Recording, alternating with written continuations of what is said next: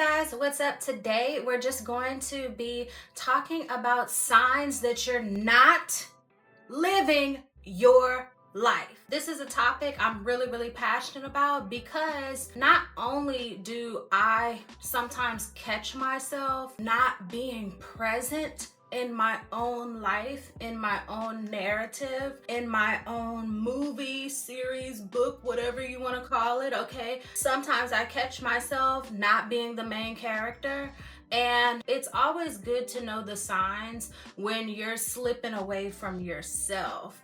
But I also have run across a lot of people in my life thus far who genuinely are lost and genuinely just don't know how to be a main character, where to start, how to be active in their own life and be at the center of their life. I'm gonna say this, typically I don't like to use the term main character or main character energy because I definitely feel like you don't want to accidentally promote narcissism, right? Where everything has to be centered and focused on you, even if it's not about you, or even if somebody else needs your attention or needs a turn to shine. You absolutely cannot be the main character for like 1 second. But I'm using that term because I know it's something that a lot of people can easily grasp and conceptualize to get my point across. So the point is not to be narcissistic, but you should have things going for yourself that are authentic and original to who you are, what you have been shown your destiny is, what you believe you came here to share and fulfill and do with and for others and for yourself. Like I said, I have come across a lot of people, even people that I love, people that are close to me, who honestly just don't have a clue that sometimes you're not even present in your own life. You're not living your own life. Even sometimes we can trick ourselves into thinking that we're doing the damn thing, but really we're just copying and pasting something from somebody else's life. And so even if we're living, sometimes it can just turn into this facade, where we're just doing stuff just to do it. There's no real intention behind it. There's no real purpose. Somebody else moved across the country, so now you're moving across the country, and it's like, does that even align with you right now? Or are you just copying and pasting somebody else's life and thinking that you're gonna destiny swap them and get everything that they have because you don't have a clue who you really are. You don't have a clue what your real purpose or destiny is. Or maybe you do have a clue about those things, but you just don't know where to go next. Okay, so I'm here to help you with that. And in this video, no, we're not gonna be pulling cards on anything. This is just strictly me channeling advice and sharing some observations that I have jotted down to share with you, okay? So I'm gonna go through the signs, and these are in no particular order. It's not like one is worse than the other. It's just signs, okay? You are stuck in your head. What do I mean by stuck in your head? Some examples of being stuck in your head: you spend way too much time planning or like even over planning. You spend way too much time on what if scenarios. You get really caught up in theories and analysis, and you just overthink everything. It's really sneaky because it often disguises itself as preparation. I'm just trying to get ready for this thing that I'm trying to do. I'm just trying to make sure that everything goes smoothly. I'm just trying to line everything up, right? It's a very tricky way we can be taken out of the present moment and taken out of actually living our lives by just being too much in our head about it. Okay, and as I go through each of these, I'm gonna go ahead and give you guys a solution to this problem, because you may not even want to watch this whole video, or you may need to come back to it, or something may hit you in the moment and you may feel like, ooh, this is speaking to me. I need to really get the solution now without having to watch all the different signs. So if you're someone who finds yourself getting stuck in your head a lot to the point where you cannot do anything, you can't take the first step, you can't make the first move, here's what I want you to do. Set a limit on brainstorming your ideas. You're also going to need to set a time limit on planning. What I mean by setting a time limit is maybe you have a certain day of the week where, let's just say you plan out your goals for the week. Let that be one day. And then the other 6 days, you're actually doing the steps that you wrote down in that to-do list. To-do list, okay? It's a to-do list for a reason, because you gotta do something. You can't just write the list out and then you keep writing the list and you keep adding to the list, but then nothing's getting done in real time. You know, pick a day, or even if you have, because I know, like for me, I can do a to-do list once a week, but I also like to do a to-do list like, okay, what do I need to do today? At times, like I've kind of fallen off with that, but because I've been more so in my doing era, okay? But I will write down something for that day. And if you need a daily to-do list, okay, just say, hey, I'm gonna spend 30 minutes getting my ideas together of whatever I need to do today. And after that 30 minutes, if it didn't come to you within that 30-minute time frame that 30-minute window you set, it's not that important. At least it's not important for that day.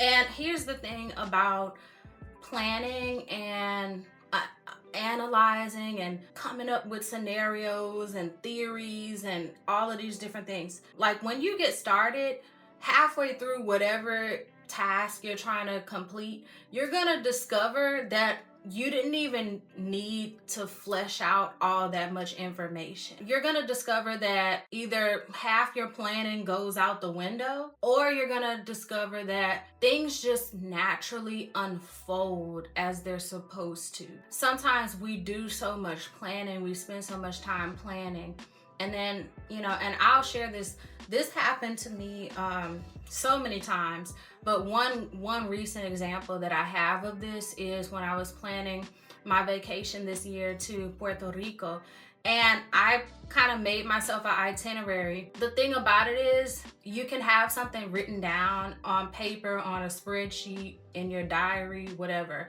But when you actually live it out, it may not actually go the way that you planned it, because there's other factors that come into play. Your energy levels, okay?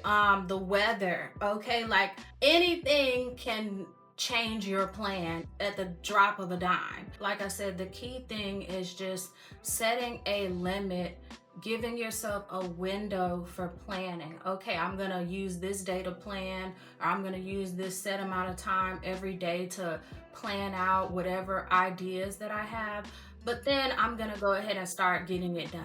And then when that next planning period comes, I will assess where I am in that process of manifestation, of making progress. Because, you know, it's really sad when it takes us 6 months to actually get started on something. And it can be a big project, it can be just a small thing, but over planning, over analyzing, getting stuck in scenarios and theories is a way that we can kind of disguise procrastination, and also we can disguise fear. All right. Yes, some of y'all are scared and you're disguising it as planning. You're disguising fear as, let me make sure everything is lined up. You're disguising fear as perfectionism, planning, getting prepared. Okay, let's move on. So I think this one is like One of my favorites right now, because I think that this is something that's really, really plaguing a lot of young people, especially people that are like in their mid to late 20s. And I've talked about this on my TikTok, but that same little short video is posted on Facebook and Tumblr as well. The next sign that you're not living your life is that you make everything way too deep. What this looks like is you need to pull tarot cards on everything. You need to get a reading on everything. You need advice on everything, whether that's from a practitioner, whether that's from your therapist, whether that's from a trusted friend or family member. You need a second opinion, or you need advice on everything. You're always looking for a sign. You always have to do so much meditating. You have to journal about every single moment. It just gets to a point where it's too deep, right? And so, again, this is a sneaky way that we can disguise our fear of just living life and seeing what happens and getting started and making moves. It's a sneaky way because we think that we're being spiritual. We think we're being woke. We think we're awakened. And the whole time, you might be a little bit of that, but you're also scared to death.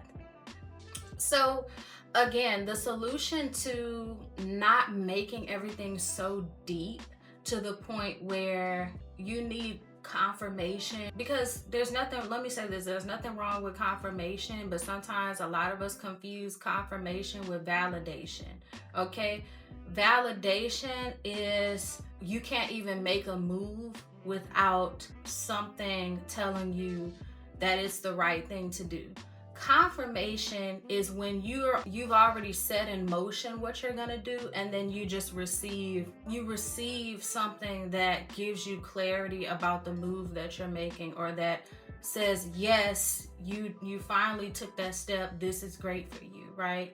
So or hey, maybe it's not great for you, maybe it is the wrong move, but again, that confirmation comes because you've already put it in motion. Okay, a solution for not making things so deep that you're not even living your life anymore because you're stuck sitting in front of your ancestor altar, or you're stuck pulling cards for hours a day, or you're stuck journaling for hours a day about every decision, everything that happened.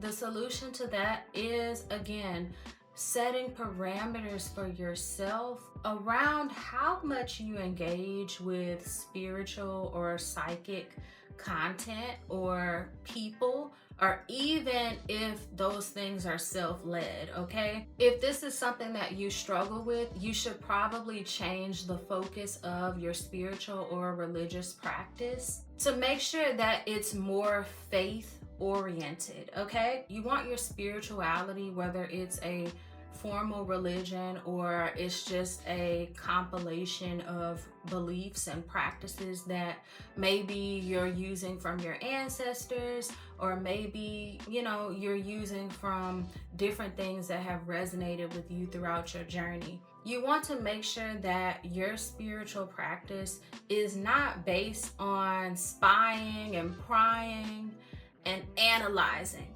because a lot of us, that's what we use spirituality for. We use spirituality to see what's gonna happen next. Does this person like me, and does this person not like me, and is this for me or is this not for me, and all of these type of prodding type of questions and situations. And we spend so much time on rituals and protection work and just whatever it may be. What your practice should really be about is supporting you in every moment, right? So if you have a weak moment, or if you have a moment where you're scared to take the first step, you're scared to take a leap, then you need to make sure your spiritual practice is supporting your faith, because obviously that's what you're struggling with, right? If you're scared to get started, you're scared to make a move, how do you have a spiritual practice that that boosts your faith, right? If you read the Bible, what scriptures are you reading that talk about faith, that inspire you to be more faithful? If you do candle work, are you working with colors like purple? Are you working with colors like orange or yellow? Things that inspire faith, power, um, success. Are you working with those things, or are you just pulling cards all day trying to see if something is right for you, or something like that? Because the thing is, like I just said, what's right and wrong is going to reveal itself when you start to put it into play. And so, much like I said in one of my previous videos, it's okay to have the religion or the belief.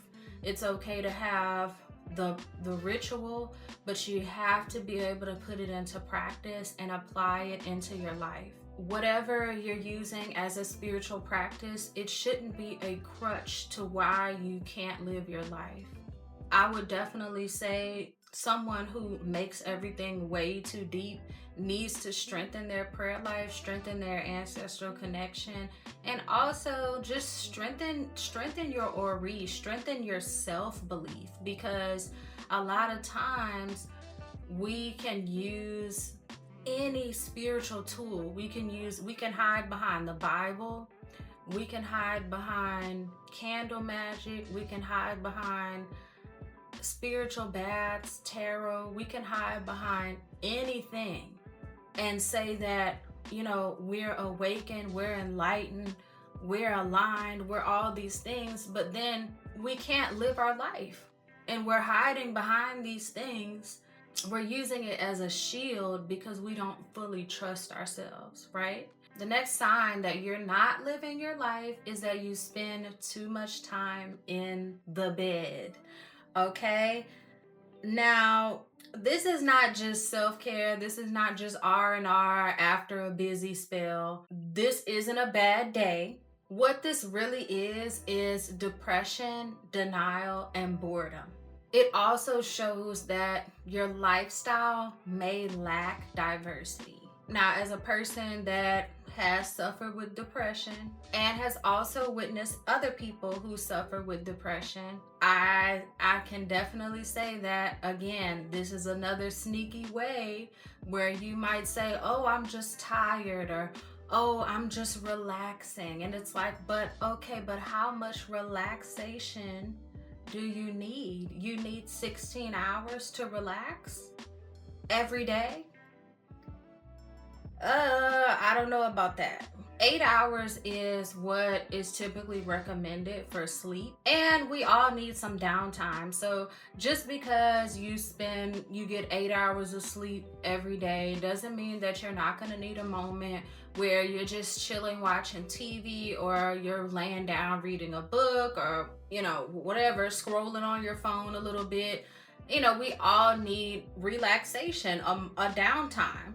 However, if this is something that you struggle with, if this is something that you feel, okay, I'm spending too much time in the bed, how you're gonna get your life back from the bed is you need to experiment with daily routines, okay? You also can find little hacks to make you stay out of the bed longer. Like, one of the easiest hacks of staying out of the bed is just making your bed every morning. Whenever you get up, make your bed. And if you're somebody who doesn't like to mess stuff up prematurely, or you like things to look nice and neat, then you're not gonna want to go jump in the bed, because you're gonna be like, dang, I made my bed up. I want it to stay like that until I'm actually ready to fully get a good night's rest, right? And here's another thing, the less you do, the easier it is to feel tired. When you do less, your energy level is going to adjust to performing at lower ranges. So the more that you do, the more active that you are, you're gonna get more accustomed to being out of the bed. And I'm someone who, I was unemployed for almost 2 years on and off. So I didn't always have a routine in place, but I had to create one. That time period that I had where I didn't have my routine, mapped out for me. I discovered hobbies. I got back into the gym. I got back into yoga. I just used that time to kind of discover more of me and play around with different ideas and routines, like I said. And not everything will stick, but the point is, let me put a schedule together where I say, okay, if I wake up at this time, what's the first thing I'm gonna do? And then just go from there and stick to it. And you'll be surprised how long you stay out of the bed. You'll be surprised at what happens and how your life starts to change and give you more stuff to do than just sit around in the bed for hours and hours and hours. Depression and boredom can become unrecognizable when they become your identity and your comfort zone. Like I said, it's very, very sneaky. Resting can become a permanent coma if we're not careful, of depression and being bored and not having enough to do in your life. You got to get back out there. Usually when you find yourself in the bed too much, it's because something has changed. Something in your life might have been taken away, and you don't know how to move forward without whatever it is, right? And so instead of really digging deep and seeing what was that person or that thing in my life that gave me something to do, what is the core of that thing, and how can I revive that in my own personal way without it being attached to necessarily a certain person or a certain place? Yeah, you just gotta be able to face the thing that you're missing or the thing that was taken from you. You gotta be able to move forward and get your life back, because your life isn't over just because whatever was lost. The next one I have spent a lot of time on this channel talking about. Another sign that you're not living your life is that you spend way too much time looking at screens. What happens when we spend way too much time looking at screens is that we start to live our life vicariously through characters in movies or on television and reality shows, or it could just be your favorite influencers or people on social media to watch. When you're constantly watching other people, you secretly wish that you were them, even if they're not showing the whole story or they're not telling their whole life, laying it out on Front Street.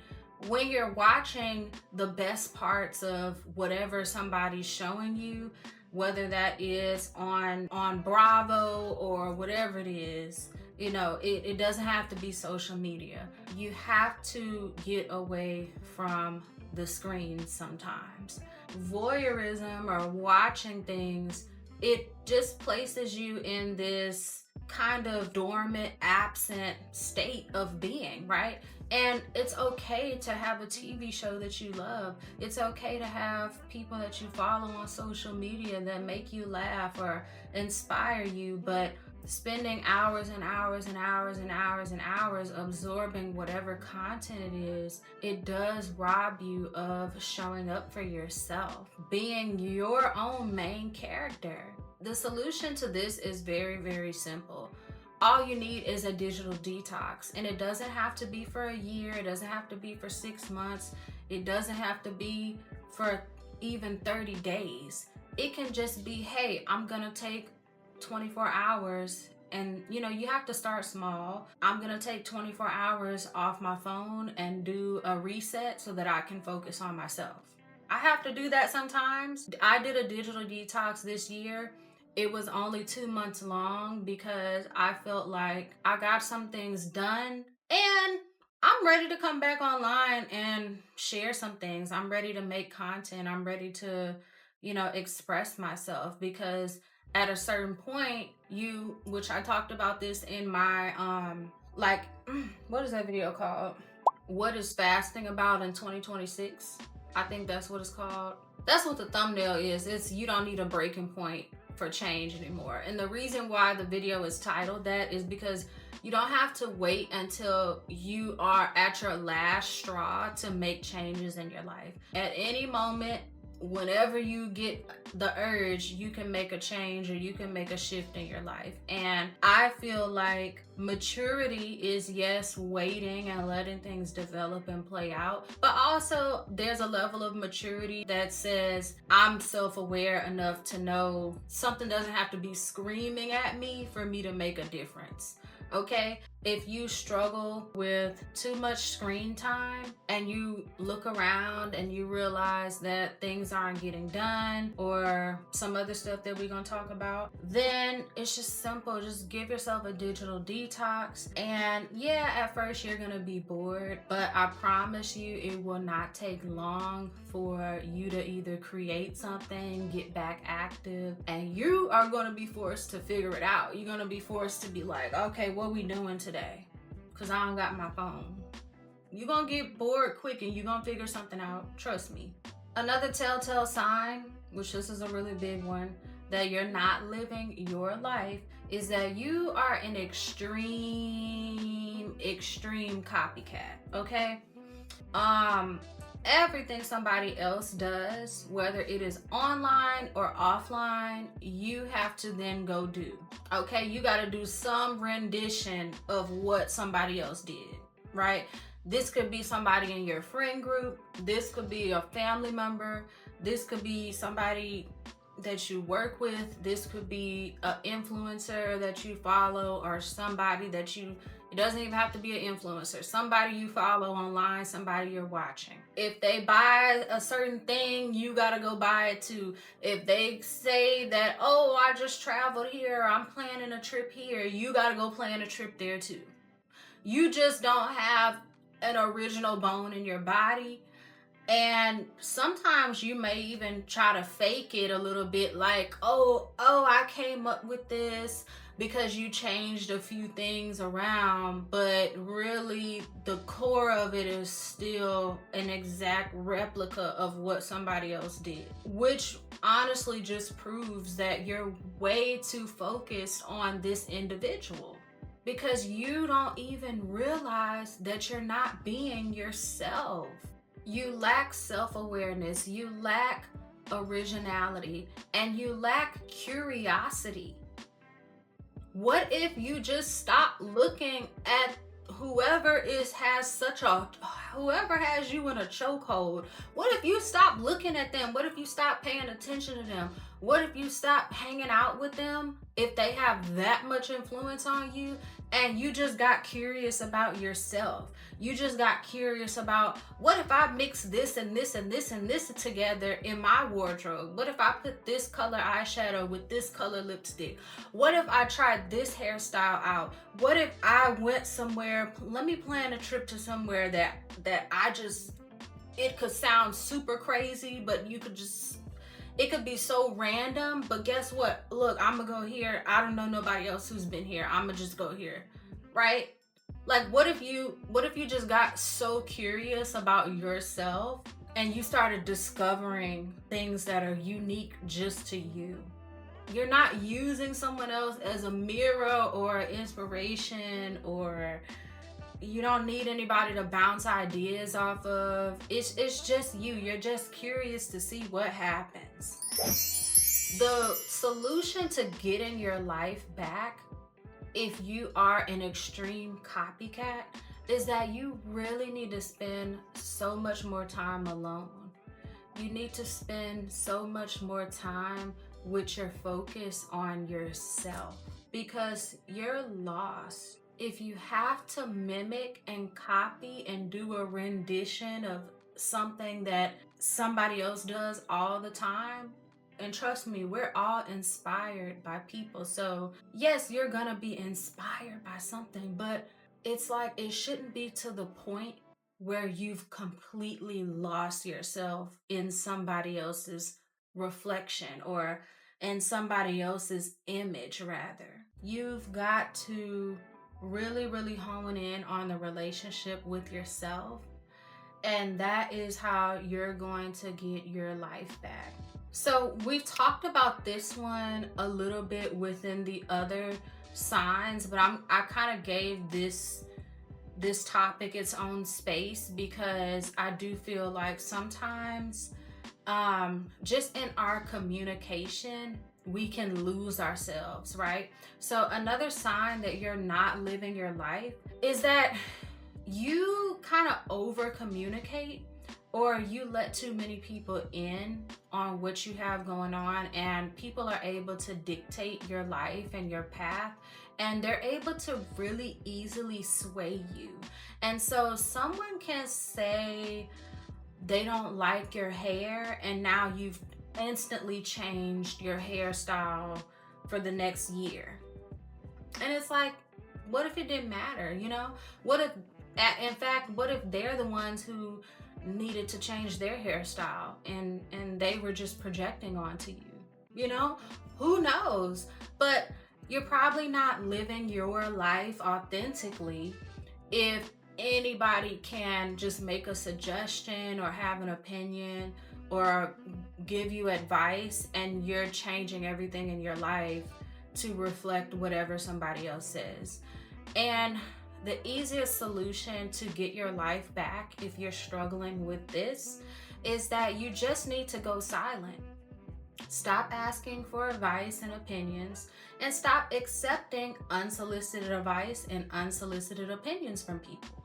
Don't let people in. Right now in my journey, I've been learning so much about silence, and how silence is really an amazing and simple method to protecting yourself, protecting your life, protecting your reality, not letting people infiltrate your psyche, infiltrate your aura, warp your vision. Okay, it's really, really a great defense for all of that. Is just being quiet, not inviting in things.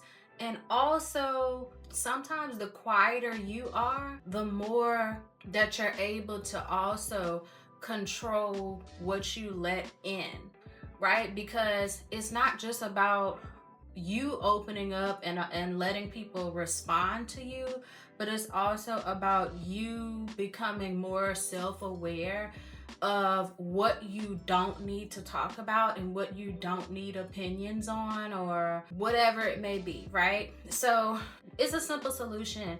You can get your authentic life back by just being quiet. The next sign that I want to go over, and we talked about this a little bit in one of the previous signs, but again, I wanted to give this one its own space because this is something that I have often looked around in my life and I've noticed, and then instantly I get myself together and fix it. A telltale sign that you're not living your life is that your everyday life is unkept and messy.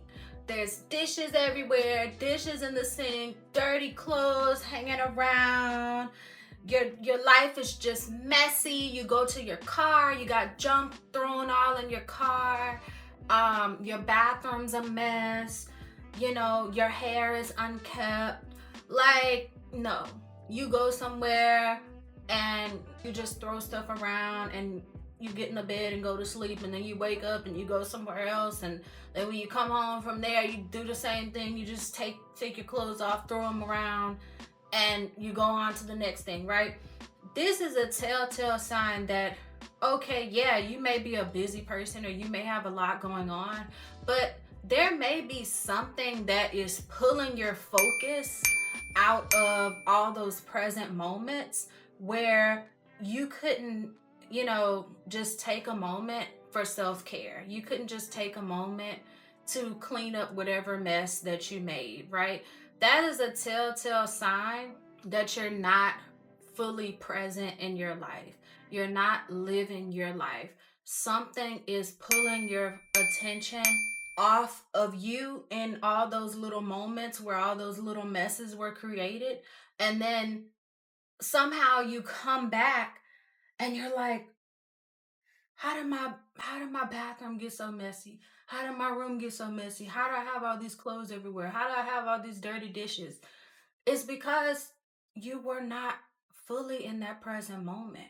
Something pulled your attention away from you, your life, okay? And sometimes it can, this is a very human thing. We're not perfect. You're not always going to have a pristine, living space or a pristine car, but this is a really simple and easy hack to make sure that you are centered, grounded, present, the main character, whatever phrase you need in your life. If you got mail from 3 months ago that you haven't opened, it could be that you're not being fully present in your life. If you got a bunch of notifications on your phone, whether it's your email, text messages, whatever it is, your inboxes are full, that may be a telltale sign that, ooh, I need to take a moment and just center myself and ground myself in my life and not let all these different things pull me into all these different places. Oftentimes, like I said, when our life just gets to be too messy and unkept, it's because there's a lack of focus. And so if this sign resonates with you, I would definitely encourage you to just slow down, be a little more intentional, and focus on the moment. When you walk into whatever your living space is, or you go and get in your car, or you go to your office space, whatever it may be, what do you see? Is it a mess? Is stuff everywhere? Just assess it and take a moment and allow the process of cleaning, organizing, and honestly self-caring to just ground you and allow you to be present. And you will get so much clarity out of just getting things organized and back into nice, neat cleanliness.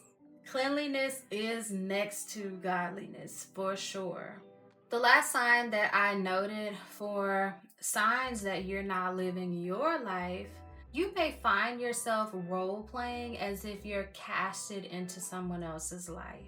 This may be really hard to identify because you may feel like, oh, well, I have these circles or I have all these friends or whatever that I engage with, right? So you may feel like you have such a fulfilling, great life because you're going out with this person or you're invited to this or that. But how you're gonna identify if you're just role playing or if you're just casted into someone else's life is that they're not going to have that same energy for you. They're not going to show up the same way for you. This is how you're going to evaluate some of those roles and some of the ways that you're showing up for other people, is if they're able to show up that same way and give that same energy to you. I have engaged with a couple narcissistic people in my life, and one of the telltale signs is that everything is one-sided. Everything is one-sided. So if they wrong for something, well, first of all, narcissists can't be wrong. So they're never wrong. It's always something wrong with you. If you address some behavior that they have, you still gonna be wrong. Like, I had this friend that I had for years and years and years. I kept having issues with her, and so I'm like, I valued her friendship, and so instead of acting funny, I just would tell her like, I'm not really feeling it because blah blah blah, right? Which it always amounted to things being one-sided, right? One time, the last time we had this little discussion, after all the conversations that we have, she's gonna tell me, well, I don't have time to babysit you. All because I asked her if we were ever gonna hang out or if we were just going to constantly text. Cause I don't like all that texting. And I don't like all that. What we doing? Is we going out? Is we going to this? Is we going to that? Because that's how I connect with people. If we just gonna talk all day and text all night, I can't do that. That's very distracting for me. And it's just kind of like it creates this parasocial relationship. And I'm just trying to really get away from that because, if we're not actively out here trying to bond, trying to learn about each other in real life and maintain a real life connection, I don't need to be texting you constantly. That's how I look at things, right? So, anyway, that's a tangent, but I'm using that as an example of in that particular relationship, I might have been casted as this is gonna be my this type of friend, right? And so I'm showing up for her however she needs me to show up, but she's not able to reciprocate that. So I'm role playing, maybe even unconsciously, I'm role playing for somebody else's story, movie, narrative that they've created for themselves, where they may be the main character, right? But I'm not even the main character in my life because I don't have that same energy being given back to me. When I go back to my life, I'm solo dolo. Meanwhile, she's surrounded herself with all these people who are playing whatever role that she needs to be played for her, right? And so, again, you're going to be able to identify if you are role playing, if you have been casted into somebody else's story or narrative, if you have to abandon yourself to like be around them or to engage with them, if you also don't get that same energy reciprocated back, if things are one-sided. And the solution to this is really just being authentic and having boundaries. You have to be real with yourself when people don't show up for you the way that you need them to. And you have to be honest that, ooh, that doesn't feel good, right? So many times we convince ourselves by saying, oh, they were just busy, they have so much going on. No, baby, they just don't want to be in your life. They want you in their life, right? And so what happens is we keep abandoning our lives. We put our lives on hold while we go participate in everybody else's stories. And then our story has nothing going on because we're not focused on ourselves. We're focused on being the good friend. We're focused on whatever it is, being the perfect coworker. We're focused on all these different things. And then when we need that energy given to us, there's crickets. I'm gonna wrap this video up by saying that really honestly, if multiple of these signs spoke to you, or even if it was just one, the root of not living your life, not being present and centered in your life is oftentimes fear, insecurity, a lack of self-care, a lack of focus or intention, a lack of boundaries, and a lack of honesty. A lot of this has to do with self-abandonment. You don't have to necessarily struggle with it because we can all have moments where we abandon ourselves or we forget about ourselves or we're not present or grounded or centered in our own lives, right?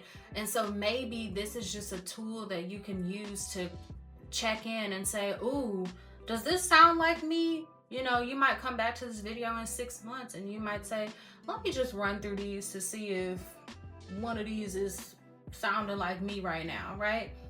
And then you may feel like, ooh, okay, that's something that I need to pay attention to that because that's something that I've been doing right now in my journey, right? But the solution to any of these is just being more faithful. And faith is going to influence your confidence as well. Faith is going to also influence your intention. It's going to improve your focus as well. And then outside of just working on being more faithful about your life, you're also going to have to practice self-love, okay? And self-love is a catchy phrase that we love to use, and it can mean a lot of things. When I say self-love, I mean self-respect. I also mean self-care. Let me take care of me before I go to the party or to the function or to the hangout. Let me self-love and self-care by getting out of the bed, by doing some things for myself today. Let me not disrespect myself by copying whatever person that I like to watch or copying my friends and family members verbatim. Let me respect myself by not telling too much of my business or inviting unwanted opinions towards myself. That is what I mean. And so the flip side of fear is always going to be faith. It's always going to be faith. And so if you're scared to make a move or, take a leap of faith or go after even the smallest ideas in your life, just see how you can make moves with faith.